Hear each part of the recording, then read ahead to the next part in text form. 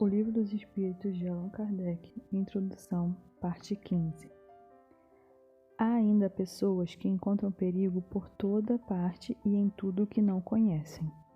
Também não faltam de tirar uma consequência desfavorável do fato de certas pessoas, em se entregando a estes estudos, terem perdido a razão. Como homens sensatos podem ver nesse fato uma objeção séria? Não ocorre o mesmo com todas as preocupações intelectuais sobre um cérebro fraco? Sabe-se o número de loucos e de maníacos produzidos pelos estudos matemáticos, médicos, musicais, filosóficos e outros? É preciso, por isso, banir esses estudos? O que isso prova? Pelos trabalhos corporais se espiam os braços e as pernas, que são os instrumentos de ação material. Pelos trabalhos da inteligência se estropia o cérebro, que é um instrumento de pensamento. Mas se o instrumento está quebrado, o espírito não está por isso. Ele está intacto e, quando desligado da matéria, não goza menos da plenitude de suas faculdades. É no seu gênero como homem, um Marte do trabalho. Todas as grandes preocupações do espírito podem ocasionar a loucura. As ciências, as artes, a própria religião fornecem seus contingentes. A loucura tem, por causa primeira, uma predisposição orgânica do cérebro que o torna mais ou menos acessível a certas impressões. Estando dada uma predisposição à loucura, esta toma o caráter da preocupação principal que se torna, então, uma ideia fixa.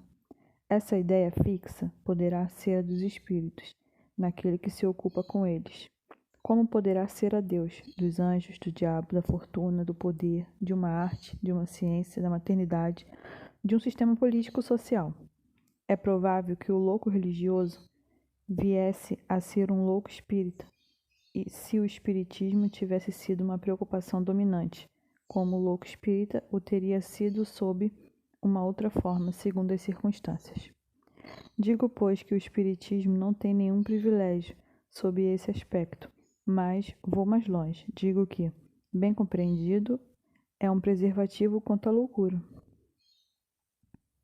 Entre as causas mais numerosas da superexcitação cerebral, é preciso contar as decepções, os desgostos, as afeições contrárias, que são, ao mesmo tempo, as causas mais frequentes de suicídio. Ora, o verdadeiro espírita vê as coisas desse mundo de um ponto de vista bastante elevado. Elas lhe parecem tão pequenas, tão mesquinhas diante do futuro que os espera. A vida é para ele tão curta, tão fugídia, que as atribulações não são aos seus olhos senão os incidentes de uma viagem desagradável. O que em outro produziria uma violenta emoção ou afeta medíocremente, ele sabe, aliás, que os desgostos da vida são provas que servem para o seu adiantamento. Se as suporta sem murmurar, por que será recompensado segundo a coragem com a qual as tenha suportado? Suas convicções lhe dão, pois, uma resignação que o preserva do desespero e, por conseguinte, de uma causa permanente de loucura e de suicídio. Ele sabe, por outro lado, pelo obstáculo que lhe dão as comunicações com os espíritos, a sorte daqueles que abreviam voluntariamente os seus dias. E esse quadro é o bastante para fazê-lo refletir. Também o número daqueles que se detiveram sobre a inclinação funesta é considerável.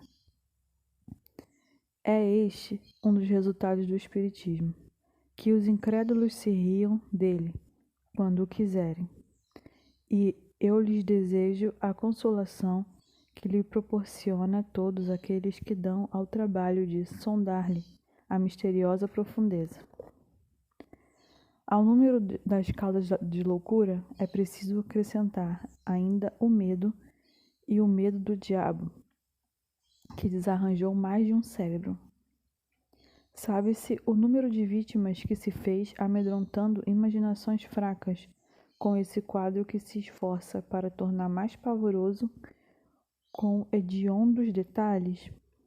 O diabo disse: não amedronta, senão a criança. É um freio para torná-las ajuizadas. Sim, como o bicho-papão, o lobisomem, e quando não tem mais medo deles, está pior que antes.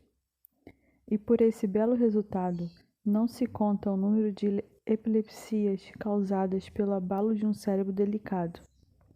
A religião seria bem fraca se, na falta do medo, sua força pudesse ser comprometida. Felizmente não é assim. Há outros medos de ações sobre a alma. O Espiritismo, para isso, fornece-lhe os mais eficazes e mais sérios.